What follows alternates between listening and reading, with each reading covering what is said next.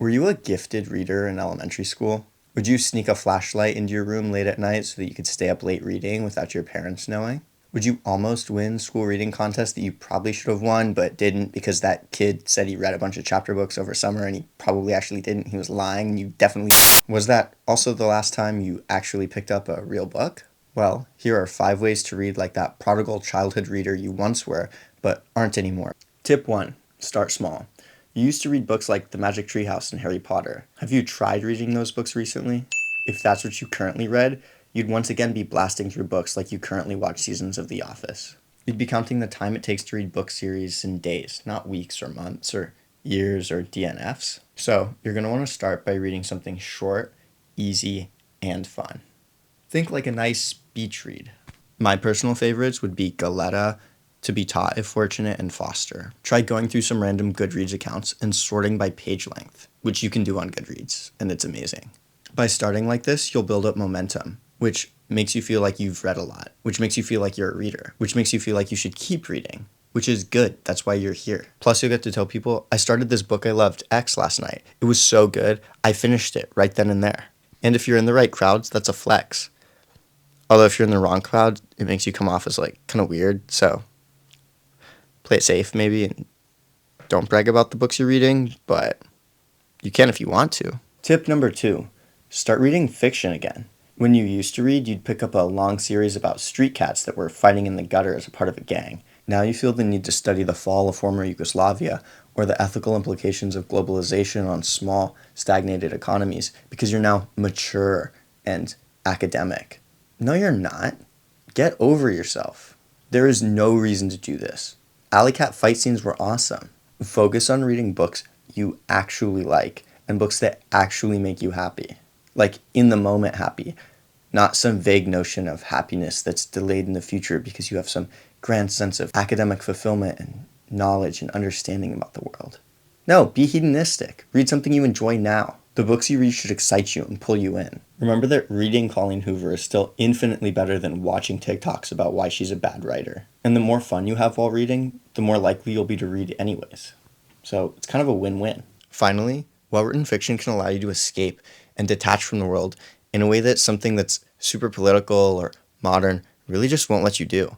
And besides, if I wanted to hear about all of the horrible things going on in the world, I could just watch the news. I don't really want to do that. I want to escape and detach and go somewhere else. Fiction is going to let me do that.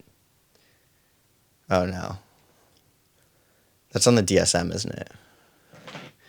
Shoot. I gotta make a call. Tip number 3. Set up a nice place to read. If you leave your phone outside of your bedroom, it'll be much easier to read there. Simply having no distractions within arm's reach can dramatically improve your ability to focus on reading a book when you're trying to read, which is the goal right now, actually. If you're like me, then even putting your phone where you can't see it helps. In college, I would put my phone right behind my computer because then it wasn't anywhere in my visual field because it was hidden behind my computer. Because I have the object permanence skills of a 1-year-old, I actually would reach for my phone less whenever it was hidden behind my computer. And the same thing is true when I'm reading. An even better way to do this is to have one location that's your designated reading zone. So for example, if you have a chair that you only read in, this can really help, especially if you can't get to your phone or any other distractions from said location.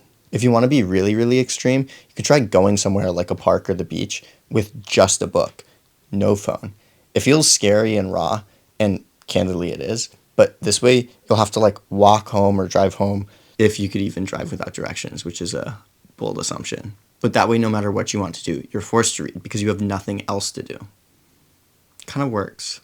Tip number 4, get and start books really quickly. Time and attention is so limited these days. Hearing about a book, then writing it down, then waiting to go to the bookstore so you can look through the list of books you want to buy, and then actually starting it, it just takes way too long.